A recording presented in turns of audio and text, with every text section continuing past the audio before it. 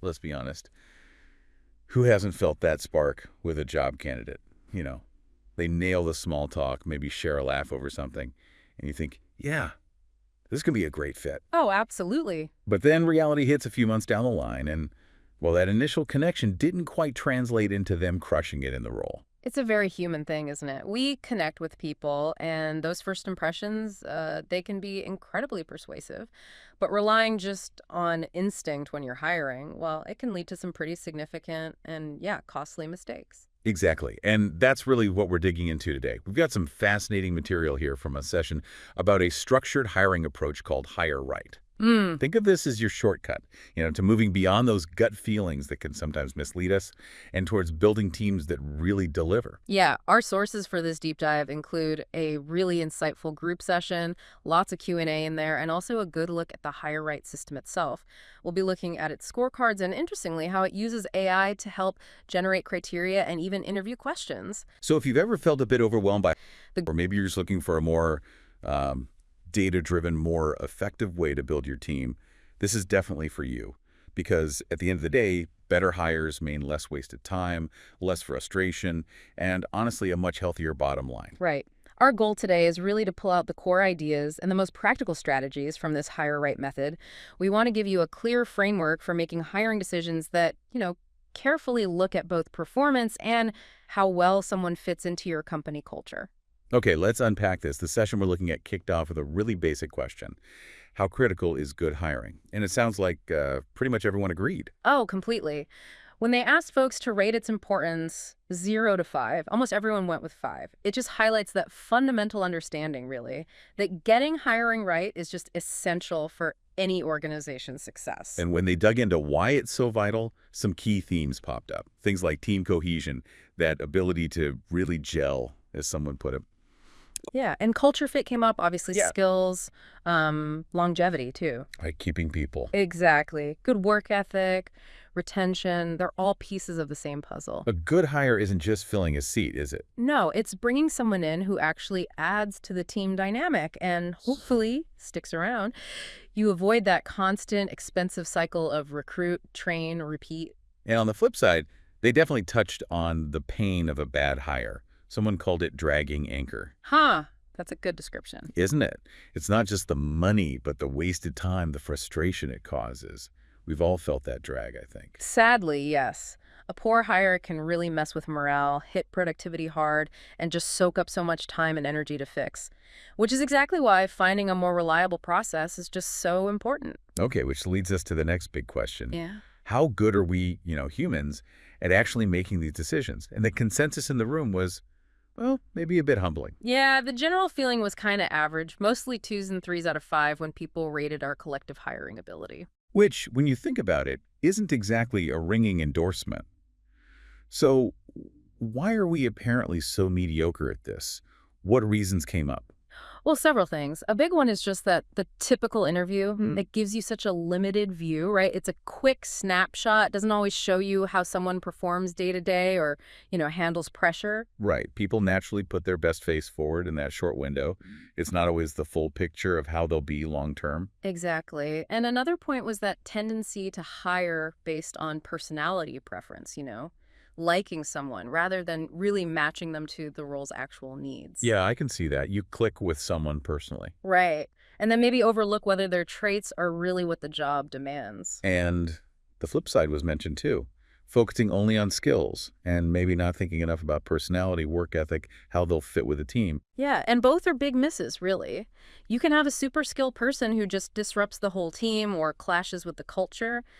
That can be just as bad, sometimes worse, than someone who fits in well but maybe needs a bit more development on the skill side. There was also a really smart point made about the danger of hiring people like us, that affinity bias. Yes. They used a DISC profile analogy, like a high I manager, someone really outgoing, might subconsciously favor other high Is. Even if the job really needs a high C, someone more detail-oriented and conscientious. Exactly. It feels comfortable to hire people similar to us, but it can lead to a lack of diverse skills and perspectives on the team. The funny example was hiring an Eagles fan, just because you're also an Eagles fan. Right, nice connection, but totally irrelevant to the job. It shows how those surface similarities can cloud our judgment. Precisely. So, okay, so the picture is hiring's vital, but we're kind of flawed at it because of biases and interview limits. But this is where Hire Right steps in, offering a more structured, maybe more reliable way. Exactly. It's presented as this systematic approach. It uses spreadsheets, scorecards. The goal is a more comprehensive, objective assessment, and it puts equal weight on both performance and culture fit. And that dual focus feels absolutely key. It's not just, can they do the job, but also, will they thrive here? Will they fit with the team? Precisely. The session really hammered this home. Even a top performer can tank a team if they're toxic or constantly disruptive. Their negative impact can easily outweigh their individual output. You really do need both competence and compatibility. So how does this Hire Right system actually work? Sounds like these worksheets are pretty central to it all. Yes, there are 4 main ones that are the backbone of the method. First up is the setup sheet. Okay, setup sheet, what goes in there? That's where you configure things for a specific hire. You put in the candidate details, who's on the hiring team. And crucially, you define the top 10 performance criteria for the role, usually pulled right from the job description. And you also define your culture criteria. The system gives you some starters, but you're really encouraged to customize based on your actual company values or culture statement. Got it. So setting the stage, getting everyone on the same page about what you're looking for. What's next? Sheet number 2 is team input. This is where each interviewer actually scores the candidates against those criteria you just set up. Right, based on resumes, interviews, work samples, whatever interactions they have. Exactly. They score them on performance and culture criteria from the setup sheet. The example used was Daniel and Mary scoring Mark and Joan. Okay, so it forces everyone to evaluate against the same yardstick. That seems like it would cut down on just random gut feelings or biases. That's the idea. Moving from purely subjective to, well, assessments based on agreed upon factors. Then, the third sheet is the decision dashboard. This pulls everything together. Okay, what does the dashboard show you? It gives you the average scores for each candidate, culture average, performance average, but maybe even more importantly, it shows the variance. Variance, you mean how much the interviewers disagreed on scores? Precisely. If one person scored a candidate a 5 on communication and another scored them a 2, that high variance flags it immediately. So it highlights where the team isn't aligned in their perceptions. Exactly. It's a trigger for discussion. Why did Mary see Mark as highly innovative, but Daniel didn't? Let's talk about it. It pushes the team to reconcile those differences and get a shared understanding before making a decision. That's really clever. Yeah. And the last sheet, candidate close-up. Yeah, candidate close-up. This zooms right in on one specific candidate. It shows you exactly how each interviewer scored that candidate on every single criterion. Performance, culture, everything. So it makes it super easy to pinpoint exactly where those high variance scores came from. Right. You can see, okay, the disagreement on Mark was mainly around humble and innovative. Then Mary and Daniel can have a really focused conversation about what they saw and maybe even what those terms mean in your culture. That sounds incredibly useful for digging into the details and making sure the team discussion is productive, not just vague feelings. Definitely. It helps ground the conversation in the data you've collected. Now, another really interesting angle is how Hire Right uses AI. Oh, okay.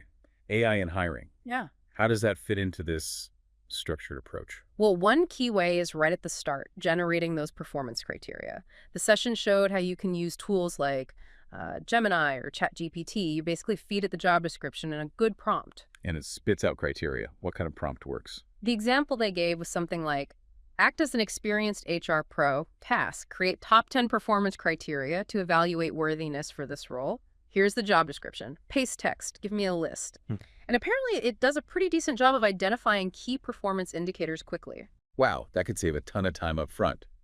And ensure you're focused on the really critical stuff for success in that role. What about culture criteria? Can AI do that too? I can help brainstorm, sure, but the session stressed that defining culture is, well, it's more nuanced. It's about specific behaviors. They use this funny candy wrapper analogy like, what do you want people to do if they see trash on the floor? That defines culture.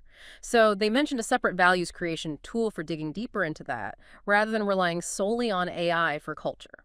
That makes sense. Culture feels more about shared understanding and specific behaviors than just keywords AI might find. But what about interview questions? AI helps there too. Yes, absolutely. This seemed like a really powerful use case. You take the performance and culture criteria you've defined, you feed them into the AI, again, with a clear prompt that even showed a specific box in the tool for this, and it generates targeted interview questions for each specific criterion. Okay, can you give an example? Like, if the criterion is strategic marketing planning. Sure, the AI might generate questions like, walk me through a marketing plan you developed from scratch, or how do you typically identify and segment target markets? Really specific stuff. And maybe for data-driven decisions. Yeah, things like give an example of using data to make a key marketing decision, or which analytics tools are you familiar with and how have you used them? Those are definitely more probing than generic questions. It feels like that would really help you dig deeper and compare candidates more fairly. Exactly. It helps ensure you're thoroughly exploring each key area, and it keeps the questioning consistent across different interviewers and candidates. The session also featured some feedback from someone, Cindy Flores, who'd actually used the method. Oh, cool. What did she think? Did it work in practice? Yeah, she was pretty positive, said it worked great, especially after the initial resume screen when doing Zoom interviews with department managers. She really emphasized how it helped them look beyond just liking a candidate personally and focus on whether they actually met the criteria. And her results, did they see better hires? Apparently, yes. She mentioned most hires made using the system were still with the company, only one bad hire, which she felt was more down to sort of unpredictable personality stuff later on. That's pretty strong validation then. It suggests the structure really does help improve outcomes. Now, what about reference checks? That often feels like a pointless exercise. Right. Steve Hines brought that up. Candidates only give you names of people who'll say good things. It's a known issue. So what was the suggestion from the hire right perspective? Brian, leading the session, shared what he called a slightly sneaky approach. His idea was do the reference check later in the process, maybe even after a provisional offer, and crucially, change the framing. Don't ask, should we hire them? Ask, to help us manage and support them for success, what insights can you share? Ah, so you're asking for management advice, not a go-no-go judgment. That might get more honest feedback on potential challenges or best ways to work with them. That's the hope, yeah. To uncover potential issues more subtly, Cindy also added a point that just the type of references someone provides, professional ones, easily reachable, can be an indicator itself. Interesting tactics. Okay. And someone named Rosa had a point about the speed of hiring. Yeah, Rosa felt this structured method might actually help her company slow down their hiring. They apparently had a habit of making quick hires that didn't always pan out. She saw the thoroughness here as a good thing, aligning with that hire slow, fire fast idea. Right. So the hire slow part isn't about dragging your feet. It's about being deliberate and thorough in the assessment. Makes sense. Any other key takeaways from participants? Yeah, a few other quick hits. People liked the preparation and team alignment it forces. Someone from Action Group mentioned it helps ask better questions. Kevin liked how it helps remove some emotion. Jalissa said it's useful when choosing between multiple good candidates. Oh, and Heidi had this realization about not just hiring mini-me's, avoiding that bias towards people just like yourself. Wow. Okay. It really sounds like this hire right approach tackles hiring challenges from a lot of different angles. So wrapping this up, what are the biggest benefits we've pulled out today? I think the core things are that structured evaluation, which boosts consistency and cuts down bias, the equal focus on both performance and culture, recognizing you need both, leveraging AI smartly for efficiency and criteria and questions, leading to deeper insights, and fostering that team alignment through the scorecards and variance discussions. Ultimately, it's all aimed at making hires that are more successful and stick around longer. So for you listening in, hopefully this deep dive has given you a solid framework, maybe some practical ideas for approaching your next hire more strategically, more effectively. Yeah, and maybe a final thought to leave you with. As AI gets better at writing resumes, maybe even doing initial screenings, how much more important does a structured, human-centered evaluation process like the one we've talked about become? How critical will that be for building genuinely successful, high-performing teams in the future? That's a great question. Something to definitely think about as you consider maybe implementing even just a few of these ideas next time you need to hire.